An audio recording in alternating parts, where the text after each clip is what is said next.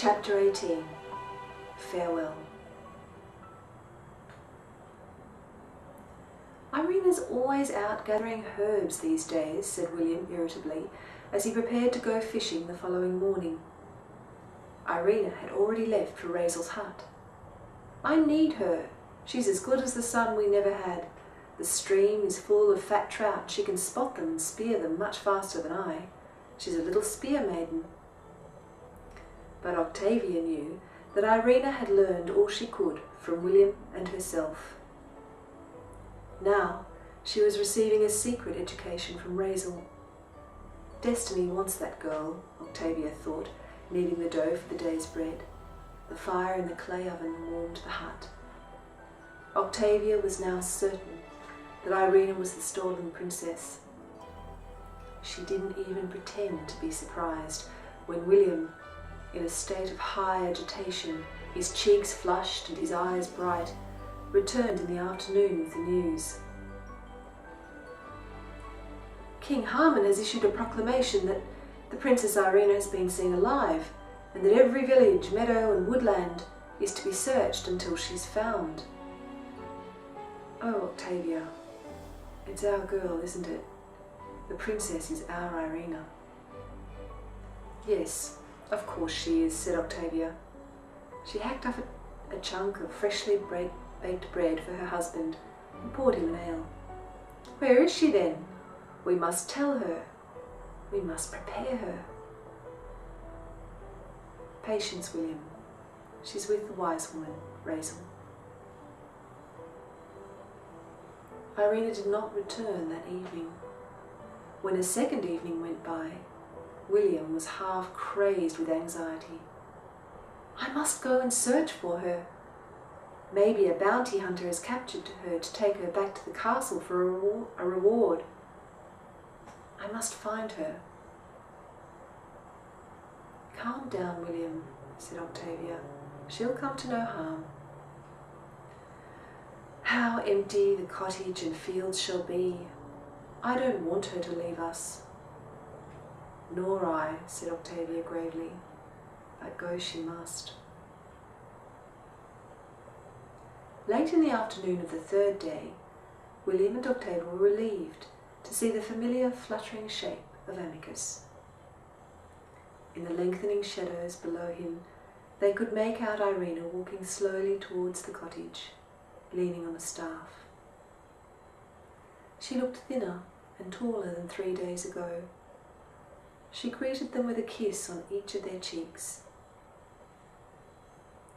We have news for you, Irina. The king... Yes, said Irina, raising her hand wearily to stop them from telling her the whole story. She seemed much older than her 14 years. Raisel's voice has returned. She told me the story of my birth and how I was stolen. She told me many, many things. Come then, said Octavia, patting the girl's arm. You look worn out. We can't send you back to the king and queen looking like that. Come and eat and sleep for the last time in your little bed. You've been a good mother to me, said Irina, and her voice shook. Her eyes seemed very big in her thin face. You and Sheka. How I wish I could see her again. That evening, William took a lamp out to the stable and spent hours grooming his white mare, Adriel, as if the endless actions of his hands could somehow ease the pain in his heart. He brushed the mare till she shone like the moon. Next he polished her saddle and bridle, even down to the brass buckles. Not knowing what else to do, he polished his own boots and scrubbed his hands till they were red. Even then, he could not stop a few tears from falling at the thought of his cherished daughter leaving. Inside the cottage, Octavia bathed Irina and washed her hair, remembering the first time she had washed her, when the little girl was covered with scratches and burrs and tangles and twigs and clumps of old wolf hair.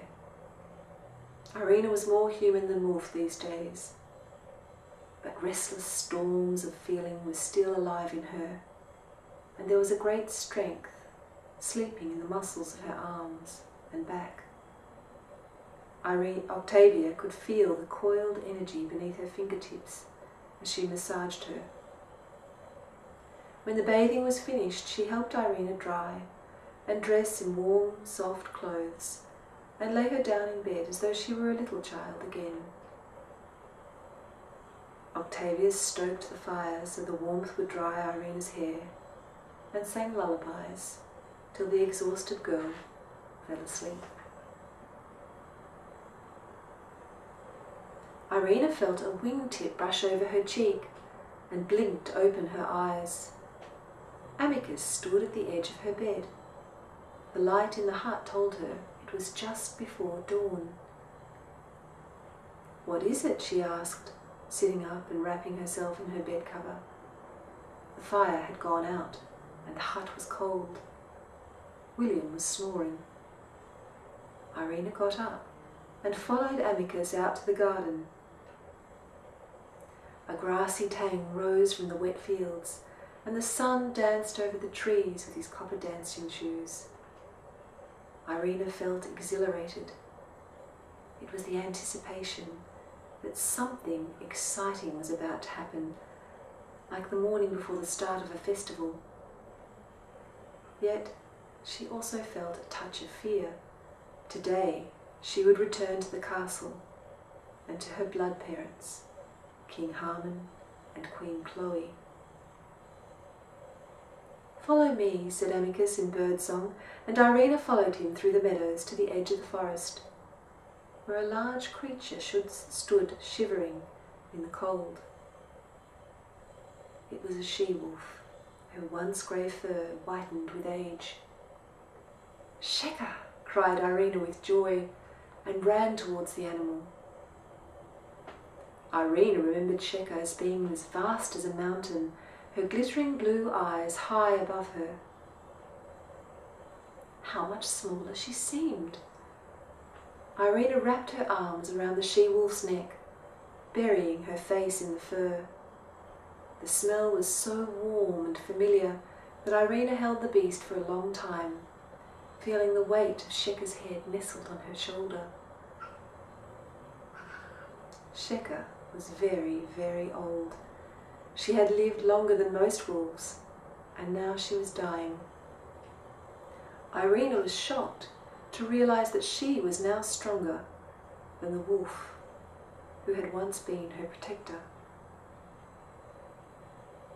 After some time, Irina drew back and looked closely at the wolf's face. The expressive markings that seemed to make Sheka look happy or troubled or sad were still there, though somewhat faded. A fog had fallen over the blue eyes. Yet the wolf had an expression that was beyond other wolves, as though the grace of angels had touched her. The ferocity was gone, and Irina saw Sheka's nobility. "I heard you," growled the she-wolf, "howling for me all those nights. I wanted to come and steal you away, but I kept away. I missed you." "And Durell," said Irina. "Where is he?" Sheka's head drooped. "The day I lost you, I lost him too. When we came back, the bear was gone. Durell's prints were everywhere. He'd been dragged away.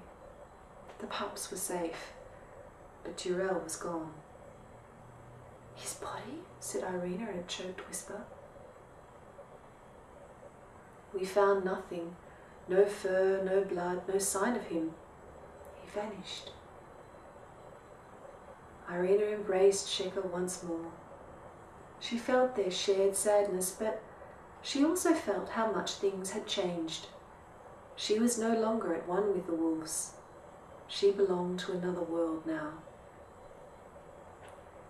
"Thank you," she whispered, blinking back tears, "for keeping me alive."